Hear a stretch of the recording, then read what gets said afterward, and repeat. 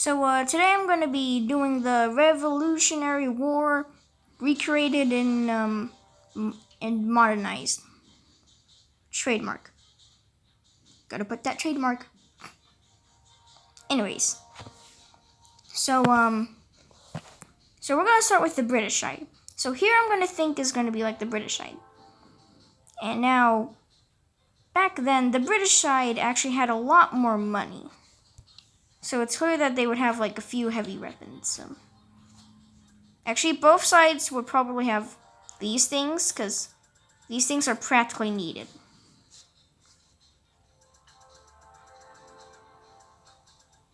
There. 19 on both sides.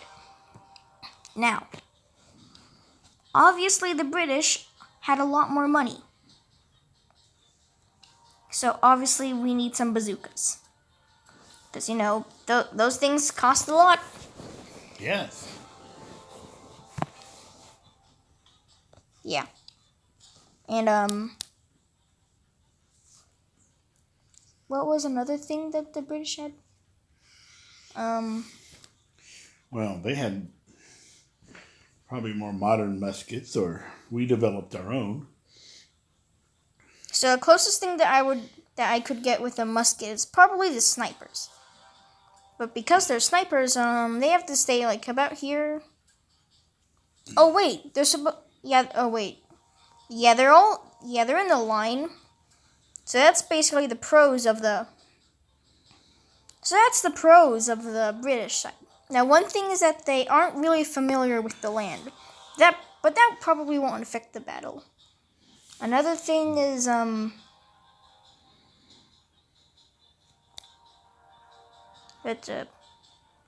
what was another con of the British? They I tend to had forget. the uniforms, and they had the drums, and The they uniforms marched are. in Oh yeah, the sequence. uniforms are bright red. Now all the troops on the British side are all colored red, so that people can tell them apart. So we're basically done with the British side. Now with this area, the colonies, yeah. The colonies obviously had less money. Oh. Colonies obviously had less money. Mm-hmm. So they obviously have to get the AK-47s. But they obviously were a lot more familiar with the land. That probably won't affect the battle.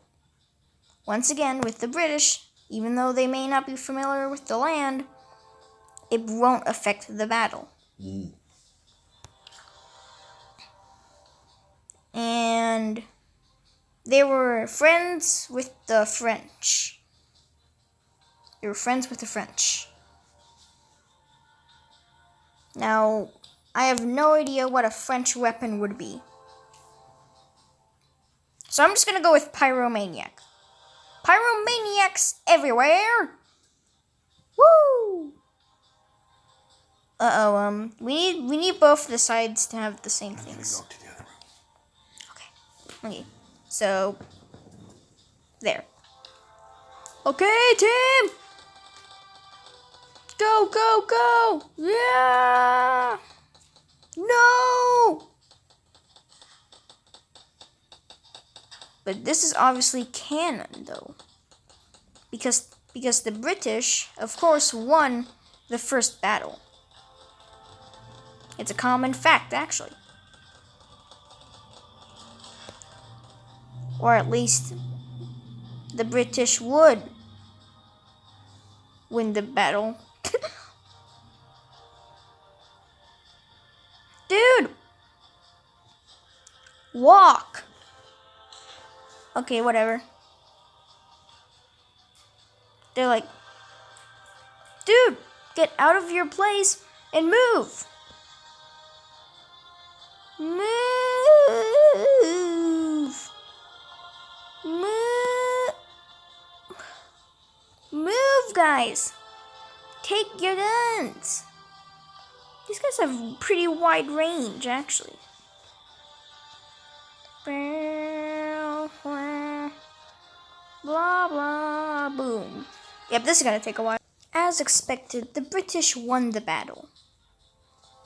Now I am off to the bloody thing, that the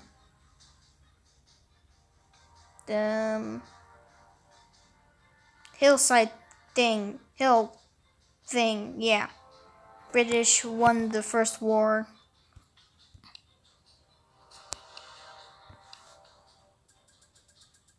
So it's practically the same.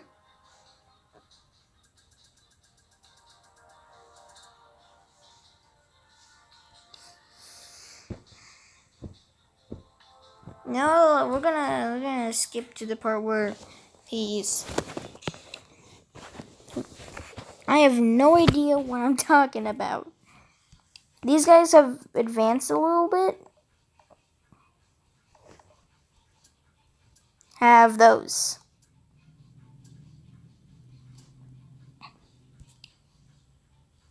Of course, the pyros are still the same because you know. Now the British, they probably changed a lot.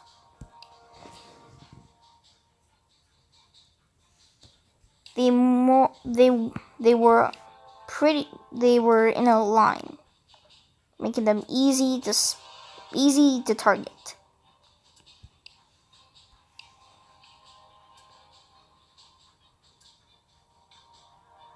Yep, they were all in a line. These guys were a little bit more spread out. But the French decided to help them out a lot. So, cannon. Three cannons. French musketeers. This didn't actually happen in the real war, but it would have been sick. And now the British, at the end, the British are actually surrendering their entire place. Here's the last guy. He surrendered his army to the guys.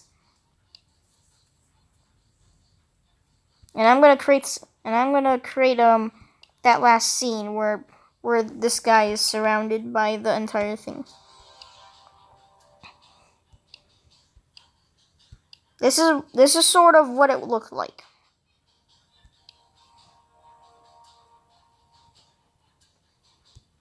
So here is the leader of the British Army giving up.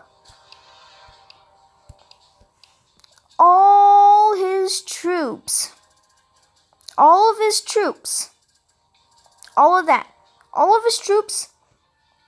to Washington.